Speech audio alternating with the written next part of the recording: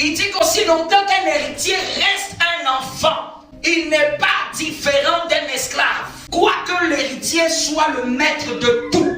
Donc, c'est-à-dire qu'on peut regarder un enfant héritier d'un grand roi, et on peut regarder un esclave à cause de la taille de cet enfant. Sa condition est pareille à celui d'un esclave.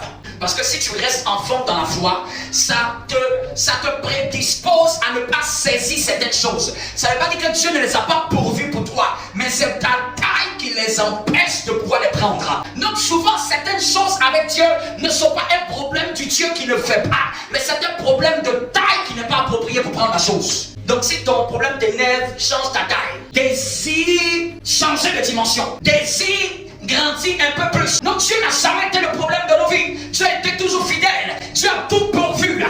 Mais Dieu a fait en sorte que c'est un niveau de maturité qui permet et qui favorise l'acquisition de ce qui est pour nous.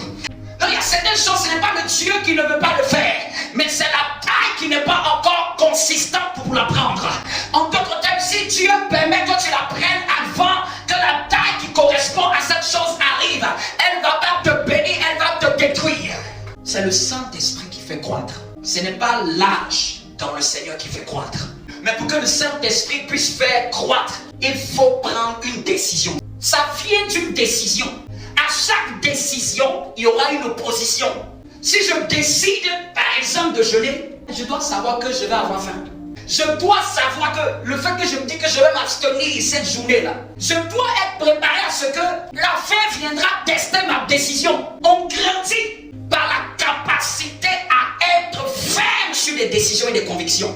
Chaque fois qu'un chrétien mûrit, c'est par sa capacité à être ferme sur des décisions, ferme sur des convictions. Et je dois me battre à être ferme sur cette décision. Je ne fais plus les critiques, de sorte que quand l'envie de critiquer arrive, je reste ferme. Je pardonne à tous ceux qui vont me faire du mal. Si tu n'as jamais décidé ça dans ton cœur, ça va arriver et puis tu vas être surpris. On échoue et on faillit à cause d'un problème de décision. Croire, ça vient d'un désir. On parlait des fruits de l'esprit. Je dois désirer être joyeux. Parce que tous les jours ne seront pas favorables pour que tu sois joyeux. Mais si tu as pris la décision que moi, là, je vais rester joyeux, qu'importe les circonstances, ça fait en sorte que toi et le Saint-Esprit, vous deux, vous êtes des alliés. C'est pas genre, je suis là et puis le Saint-Esprit va tout faire.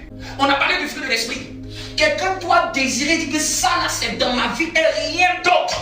En fait, je vais nous faire comprendre que nous sommes là où nous sommes à cause de ce que nous avons résolu, de ce que nous avons tenu comme conviction. Chaque fois que quelqu'un doit monter, il doit prendre une résolution. Et puis il doit se battre, il doit s'attendre à ce que Satan va venir tester cette résolution. Ça va être facile. Et c'est là le niveau de la croissance va se voir. Un homme n'est que ce qu'il a résolu dans son cœur. C'est ça même le combat spirituel. Et une pensée qui te dit le contraire. C'est pour ça que même ce que Dieu recherche même en réalité c'est quoi? C'est un homme fidèle. Fidèle c'est quoi? C'est quelqu'un qui peut faire ce que lui a dit qu'il va faire. Dieu n'a jamais cherché qu'un chrétien soit compétent. Dieu cherche seulement. Est-ce qu'un homme peut être trouvé fidèle? Je dis aime. Est-ce que tu peux être trouvé fidèle dans aimer? C'est ça que Dieu regarde. Je dis pardonne. Est-ce que tu peux être fidèle à ses paroles? Je dois être fidèle dans des voies. Quelle conviction as-tu? Cela détermine ta croissance. Et tes convictions sont en fonction de tes révélations. Tes révélations sont en fonction de la connaissance que tu as de ton Dieu. Chaque fois que nous ne sommes pas fermes dans une décision, on va être détruit quelque part. Je ne suis pas avec ma femme parce que seulement elle a la beaux yeux. J'ai décidé de l'aimer et je vais rester ferme à cette décision. Si tu décides d'être avec quelqu'un, tu vas rester avec la personne. David a vu Goliath, il a pris la décision de le tuer. Il a résolu dans son cœur. Paf, il a été promu. La puissance de la décision pour grandir. Toute personne qui est au sommet, c'est quelqu'un qui s'est résolu. Dans chaque domaine de ma vie, mon combat spirituel là, c'est d'arriver à décider et à être ferme. À décider et à être ferme. Donc Dieu prophétise par Esaïe à celui qui va être ferme dans ses sentiments, dans ses intentions, dans ses convictions, dans ses engagements. J'ai décidé de servir Dieu. Je vais rester ferme dans cette dimension. J'ai décidé d'être dans cette église. J'ai décidé, je reste ferme. Qu'il y ait fort, qu'il y ait tempête. J'ai décidé d'être avec ce homme. J'ai décidé de m'engager avec cette femme. Je reste ferme sur cette décision. J'ai décidé d'être sous la couverture de ce homme de Dieu. Je reste ferme au nom de Jésus-Christ de Nazareth. Celui qui est ferme là, il lui assure la paix.